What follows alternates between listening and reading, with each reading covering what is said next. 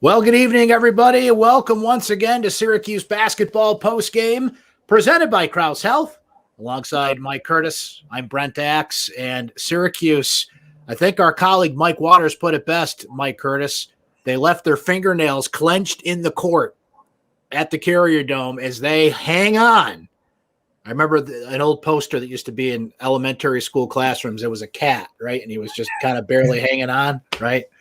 That was Syracuse tonight, but they won and maybe crawled their way back onto the NCAA tournament bubble. The final score, 72-70 at the Carrier Dome. Buddy Boeheim leads the Orange with 26 points. Quincy Guerrier guts out one with 18 points. He's out there on what was clearly a bad knee, a bad leg. He leaves the game with about a minute to go, sits on the bench right next to Jim Boeheim. You can see him kind of gritting his teeth in a lot of pain, but he was terrific in the second half of this game. Kadari Richmond with a terrific game. He's also banged up. I mean, this is a beat-up team, Mike Curtis, and it is not a good time of the year to be beat up.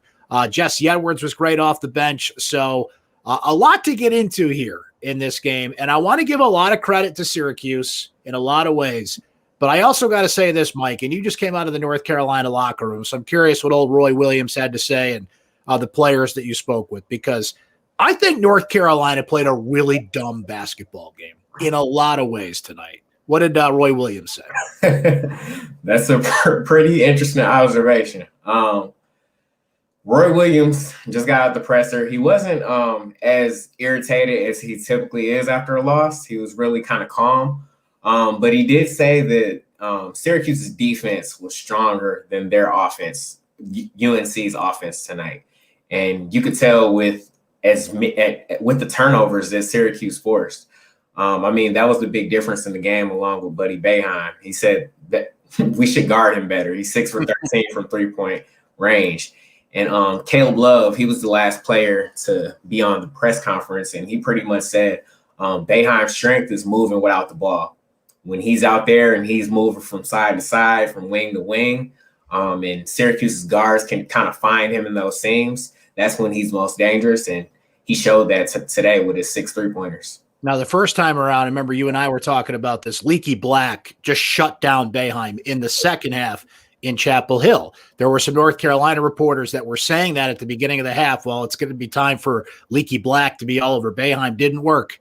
Buddy got free. Now, a lot of Buddy's points came in the first half, but it didn't work. By the way, Buddy Boeheim, congratulations to him, the 64th member of the 1,000-point club. He has also passed Marius Giannoulis on the all-time three-point shot list during the broadcast.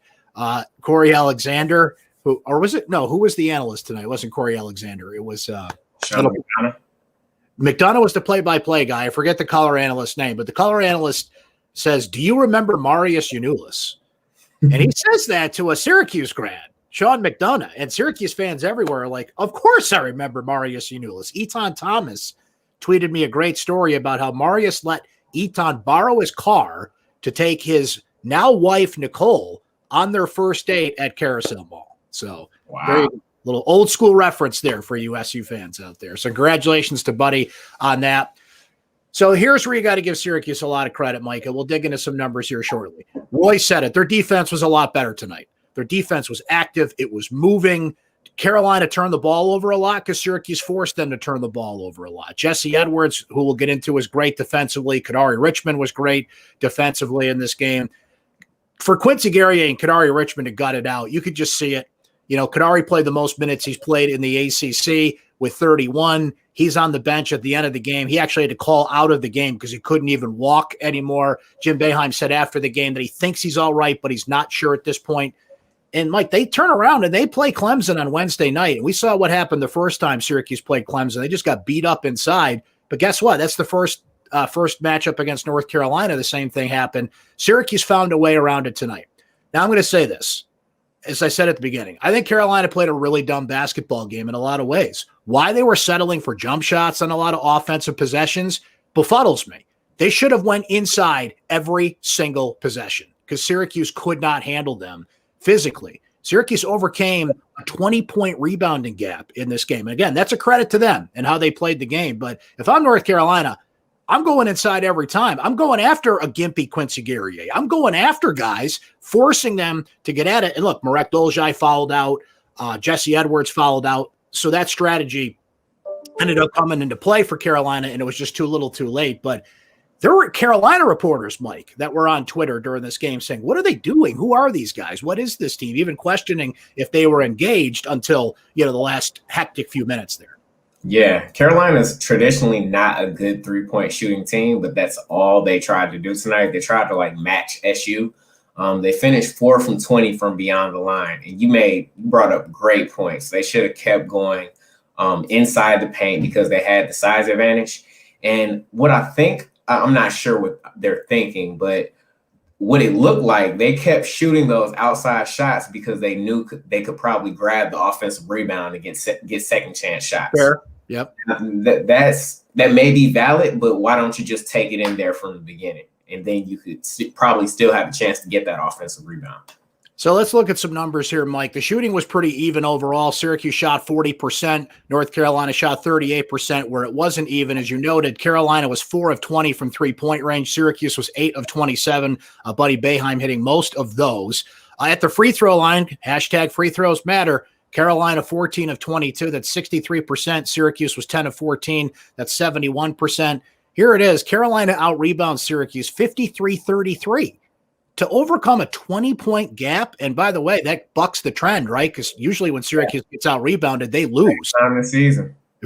Only the second win this year. The first one being NC State, as you note there, Mike. You brought up the offensive rebounds, 26-13 edge for North Carolina in that department. But here's where it swings, as you brought up and Roy Williams brought up, 20 turnovers for Carolina. And again, credit to Syracuse's defense. They forced a lot of those, 15 steals on the night. For the Orange, 28 points off turnovers, and Syracuse held the points in the paint edge that went to Carolina, but they held it down to 38-32. Yeah. One thing I do want to bring up is in the second half, it seemed like Syracuse kind of took control of that game. Kadari Richmond started the second half for the second straight game. So we're starting to see Boeheim rely a little bit more on him when he really needs to. And he played up until the moment where he got hurt. And you could just tell that this team is completely different when you got Kadari Richmond out there manning the point guard position, just because of his ability to penetrate into the hole. We say this every week, penetrate into the hole, kick it out to shooters, find guys inside. His handle is probably the best on the team. But it does look shaky now that he's gimping and hurt a little bit. We'll have to see how that plays out for Wednesday's game, but he just performed as well as he could in this game. And it's funny, Mike, and to our commenters that are joining us here, we'll get to all you guys and gals here in a moment, so when Syracuse is on like an ESPN game like this and you get more national people watching in, I saw a number of people, draft analysts, just people that cover the game that are like, why doesn't this guy play more? And Syracuse fans are like, yeah, we've been saying that all year long. You and I have been saying it on this show, right? Tonight for Kadari, 6 points, 9 assists. That's a career high for him. 4 steals on the defensive end. Alan Griffin had a pretty bad game, Mike. 4 points, 4 rebounds, but 3 blocks. And he had a huge block down the stretch. He loves that chase down block. And that was a great block. It was probably only his 3rd or 4th best of the season because we've seen him do it a bunch of times this year. Remember that Buffalo game when he had that huge block? Quincy Guerrier to get 18 points and 6 rebounds, Mike. I mean, Jim Boeheim said he couldn't even practice yesterday. And as we noted, you could see it. He was just gutting through. He actually made some pretty nice plays in the paint, hit a couple of threes. So at times the knee didn't seem to be bothering him. At other times it was clearly bothering him, but he gutted it out. You got to give him a lot of props for that. Yeah, and John Lammers brought up a pretty good question. He said, guys, is Guerrier back next year? I personally think he'll come back. I still think he has a lot of development left in his game, especially at the college level. He still needs to work on that 3-point shot. He's shown it a little bit this year, but just needs to be a little bit more consistent. I think he made 2 tonight and when they really needed him. But just his face up, he can still try to take people off the dribble, attack. And I think he still needs to get a little bit more physical down there in the post. Being ready is not always necessary to go to the NBA draft. The question is, will somebody pick you? he's right on the cut line from the scouts that I've talked to. John, great question, and everybody wondering about that. Mike just made a lot of good points. But the biggest point is, will somebody pick you? And then can you develop those skills at a pro level without having to worry about going to class and practice limitations and all the things at the college level? If I had to guess, though, Quincy Guerrier is back in Syracuse next year. Jesse Edwards is another guy we got to mention, Mike. 6 points, 8 rebounds, 4 steals on the night. And Jim's asked about him after the game. And to all my fellow chefs and bakers out there watching, Jim Boeheim on Jesse Edwards is basically like you take the cake out of the oven, you dip your finger in it, not quite ready, puts it back, takes it out of the oven. Now, like Jim thinks Jesse's a cake and he's just not ready. Look, Jesse had a great game tonight. He fouled out, had some weaknesses in his game, but you kind of have to wonder what Jim qualifies as ready for Jesse Edwards. I know his handle still has to come along, and he's not perfect, Mike, but it looks like a guy who was ready to give you quality minutes, and he gave Syracuse 24 quality minutes tonight, got into trouble on the foul end, but still, I think, really helped this team out tonight and put Marek Dolezaj where he needs to be on the court, and it kind of makes you wonder, did that happen probably 4 or 5 2 games too late? Yeah, I think regardless of how a player plays in practice, maybe he's not I don't want to say not giving his all, but regardless of how he's performing in practice, I still think the best way to gain experience is in real games. He played the most he's ever played all season in these last 2 games, and he's been pretty productive despite all his mistakes. And you kind of saw Boeheim kind of stick it out and ride with him until he fouled out today, regardless of the mistakes that he made. But he's a long player. He's athletic. He can block shots. He can rebound. And he had a really big dunk off the inbound there in the second half that the whole bench just went crazy for. So I think you need to keep with him. He'll get back. I think you're right. And I think that it came about 4 or 5 games too late. And I know Jim sees practice every day. Jim's forgotten more basketball than I'll ever know. We don't get to go to practice this year for obvious reasons. So you kind of have to take people's word on it that that's how Jesse is at practice. But, Mike, there's just a difference in some players when the bright lights are on and they're in that game. And I think Jesse Edwards fits that. All right, let us react to some more of your comments. Bill's checking in, our friend from Nashville, and he says, good win, guys. As you said the other day, you can't count Syracuse out. Hope Quincy is okay. Ira says, Buddy had an awesome game. My boy Quincy gritting it out. Richmond had a great game. Jesse had a good game, naming everybody there that had a good game. A lot of compliments from the Orange. Great win. How they gutted it out there tonight. Michael, on the topic we were just on there, Mike, I know hindsight's 20/20, but Edwards could have gotten minutes earlier, if nothing but to save fouls for Dolezaj and Guerrier. And that's another good point there about Jesse Edwards. I mean, Jim has maintained that Marek's been the best option at center all year, and he's right about that in a lot of ways. But, you know, we're starting to see even just whatever the distribution is in the game flow. Tonight it was 24 minutes. And Marek just looked like a different player out there, a little more free, didn't have to carry the burden out there. He had a nice spin move to the basket. Like, that's harder for him to do at the center position. But again, North Carolina was just asleep on defense at a lot of possessions. They've got 4 guys out there that are just, could be the brawny towel man, and they're not in the paint physically guarding Syracuse. I'm befuddled by Mike. Did you watch that game Saturday? North Carolina looked great against Florida State, the best team in the league. But look, that's college basketball for you. You can play 2 days later and look like a completely different team. Yeah, it's pretty inconsistent. You can lose your identity quick, especially when you're playing against that Syracuse zone. It gets you out of rhythm a little bit. You kind of forget what kind of team you are, what you're best at, and you're trying to just beat it. You're trying to do so many different things to beat the press, to beat the zone. One thing I didn't see a lot in this game is the high post to the low block. Kind of like Georgia Tech beat Syracuse up on Saturday. I didn't see a lot of that in this game. So you got to think if they would have exploited that a little bit, then they probably would have been a little bit more successful. And when you see tonight, so obviously Kadari Richmond adds something to that zone defense up top with Buddy Boeheim, who's not always the best defender, but Buddy's on a tear lately. Buddy's gone 29, 21, 28 in his last 3 games. We mentioned he passed the 1,000-point barrier. And he got open tonight, which wasn't always the case in the second half against North Carolina. So Buddy's got to stay out there.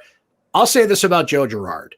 And Mike, you noted this during the game. You watched him on the bench, and he looked dejected. He just looked like somebody that just knows what's happening before his very eyes, that Kadari Richmond's a better player and a better option for Syracuse. But when Richmond went down, Joe came in. Now, Joe missed a couple of free throws, which is stunning to think about. This guy was over 90% last year, automatic at the free throw line. There were a couple of trips to the line where he went 1 of 2 each time, but gave Syracuse just enough there to escape with the victory. And I give him credit for that, but I think Joe kind of sees what's happening here and that he's no longer the point guard of this team. Yeah, I do want to go give Joe Girard his flowers for sure, because he came in when his coach and his team needed him most. He gave him a couple free throws, missed a couple, but he got a extremely huge rebound there at the end. That's right. That kind of gave Syracuse the distance that it needed there late in the second half. And yeah, I mentioned it to you. I texted it to you and said, hey, Joe looks kind of down there on the bench. But yeah, it's got to be tough, especially when you're a sophomore and a guy coming in after you is a freshman and you kind of see what's going on before your eyes. It's like you probably just thinking about what's going to happen in the future. Like, hey, am I going to play more? What do I need to do? Maybe he's thinking about next steps. And in this era of college basketball, you know, guys see it. If they see a change, they're looking to make a change themselves and probably get out of their program. So we'll have to see how this plays out. But yeah, you're right. The transfer portal is a game changer, that's for sure. Antonio notes that in the comments, says, good game tonight. A win's always great. However, too many of one kind of player and not enough of other players, centers, and true power forwards. That's a pretty good point Antonio makes there. This team's only got 3 pure guards, right? And Joe Girard, Buddy Boeheim, and Kadari Richmond, as we noted. Now, the center position is interesting because obviously Barama was the plan. Barama goes down, can't come back. Jesse Edwards, we're seeing now develop. We've been told all year he's not ready. He's ready. Like, he's ready to give you quality minutes. So there's an option there. Frank Anselm is actually a year younger than most players, had the COVID situation, and just has been out of the rotation since, but he's just a younger player who's not ready to contribute to use that. I think Jim is accurate in saying that. John Bolajok, we've seen here and there.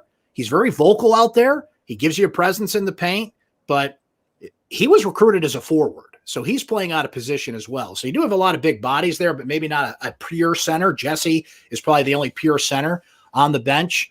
The power forward position is Quincy Guerrier. We haven't seen Woody Newton come in at the forward position. Yet another game, Mike, where's Woody? Is he on Instagram again? I don't know. We'll see. But that's the only place we've seen him as of late. Yeah, I think it's pretty interesting. And we thought that Syracuse was going to have its one starting center pretty much take the load. But I think it's interesting that Jim Boeheim has, like, I don't want to say a plethora, or at least 3 or 4 guys that he can go to kind of play that position. Sure. I think that he can play them in short bursts, all of them. And I think it kind of brings a different element to his team because all of them can do different things. And, of course, one name I didn't mention there was Robert Braswell. Oh, boy, he had a pretty big turnover at the end of the game. He got away with one there because he got the ball, tried to get it across the court, turnover, Carolina scores. All of a sudden, it's a 2-point game. That could have been a huge, huge mistake for the Orange sophomore there. But as we said, Syracuse dug in and hung on there. But Braswell's had his moments this year. He can hit the 3. He's had some good efforts where he rebounds, is good on defense at times, but hasn't really found that consistency yet at that position. And he's really coming in to spell Guerrier, which, Mike, with Guerrier being hurt, Braswell's probably going to have to do here. And now let's look at Syracuse's situation. Yeah, they're off the bubble. Maybe they're back on the bubble. If you could beat Clemson Wednesday night, now all of a sudden it's going to get real interesting. And you're going to make Joe Lunardi and every bracketologist in the world work really hard. Syracuse still doesn't have a good enough resume to play in the NCAA tournament, flat out. They don't have any quad 1 wins. And there's a lot of things working against them, but momentum could be something working for them. The current brackets out there for the ACC tournament are pretty favorable for Syracuse. So if they can beat North Carolina, beat Clemson, and then make a run in the ACC tournament, It's going to be another interesting selection Sunday in Syracuse, New York. That's for sure. Yeah, Syracuse stays on the bubble or close to it. But these next couple of games, well, Clemson is the last regular season game. If they can get that one, then it's definitely going to get interesting heading into the tournament, and we'll have to see how their seeding ends up, see who they're facing in that first or second round. And I'm sorry, I got to use the Godfather reference here. Just when I thought they were out, they pulled me back in. That's what happens. That's what happens with Syracuse basketball. 4 out of the last 5 years, that's what's happened with this team. You can never count them out until you see the brackets flip over on CBS. That's for sure. Let's see. Claire notes no fans, pauses, canceled games. I think Joe Girard may still be impacted more than he's letting on. I think Claire actually makes a fair point there. I've heard a number of players, Mike, NBA players even, that have had COVID, sat out, and have noted it affects your wind, it affects your rhythm, it affects a lot of things. Joe had it pretty bad, as he noted. He has asthma as an underlying condition, so that affected him. That being said, Boeheim was still putting him out there, not recently, but up until the last few games. He was playing him a lot of minutes, knowing all this. And Joe just wasn't hitting his shots. He just wasn't playing, getting those minutes. Richmond's just flat out the better option. So I think it's a fair point to bring up. But I think we're kind of past that as being a reason to give him a pass. It's just, Kadari's a better player in so many different ways, as we've noted here. But look, Joe's still got a role on this team. It just may be better off the bench as a spark plug. Come off the bench, hit some threes, find some matchups there, give Kadari a little bit of a rest in an ideal situation. And as we said with Braswell, with Guerrier, look, they're going to need Joe Girard here, Mike, because we saw Kadari Richmond out there tonight. This is one of the most competitive, fierce players I've seen come through Syracuse as a freshman in years. And when he's calling out of the game, he's hurt. He can't go. So one way or the other, Joe's going to have to be ready here. Yeah, and this is going to be probably the most important stretch of his career, coming in when Syracuse really needs him most. Just like he came in for Jalen Carey last year. I think it's his chance and his opportunity to kind of prove that he's still a valuable player in this program. I see Rob ask here, no, this is not a quad one win tonight, Rob, for Syracuse. They don't have another quad one opportunity unless they get one in the ACC tournament, and that would be neutral ground. So we'll see who their opponents are and where they fall on the chart. But this is not a quad one win, and Clemson is also not a quad one win. They kind of docked. Georgia Tech was so crucial on Saturday because that would have been certainly a quad one win on the road. But Syracuse keeps winning. They'll stay in the conversation, that's for sure. Okay, I think we'll end there for the evening, Mike. We'll be right back here on Wednesday as the Orange take on Clemson. It is the regular season finale. It'll be senior day for Marek Dolzaj and Barama Sidibe. There's a chance they could come back. Remember, there is a COVID exemption that seniors can return for another year. I don't believe either one will be back, but we shall see. But they're going to go through the senior day ceremony on Wednesday. Unfortunately, it doesn't look like any fans will be there. I wrote a column about that today. I hope you guys can check it out because New York State is ridiculously holding up fans coming back to the Carrier Dome in a safe manner. Syracuse has a plan. You have to be tested, spaced out, masks, the whole thing. And these are just students, remember. There's just 1,500 students that want to watch one basketball game at the Carrier Dome this year. So unfortunately, it's not looking like that's going to happen on time for Wednesday. But they will cap the regular season then, and then it's all postseason time for the Orange. Mike, any final thoughts before we sign off for the evening and get ready for Wednesday's game? It's the best time of the year, March Madness, baby. And remember, that's a 5 o'clock game. So we will be with you a little earlier than normal. We like that. We like to get to bed a little earlier at night. So remember, 5 p.m. tip-off. We'll be here live after the game. It's up on YouTube as well, Syracuse Orange Sports. We embed it in my recap on syracuse.com, and you'll see it on social media as well. Thanks to everybody for watching tonight. We'll catch you again Wednesday night here on Syracuse Basketball Postgame, presented by Krause Health. Shout out to Kwana for always watching.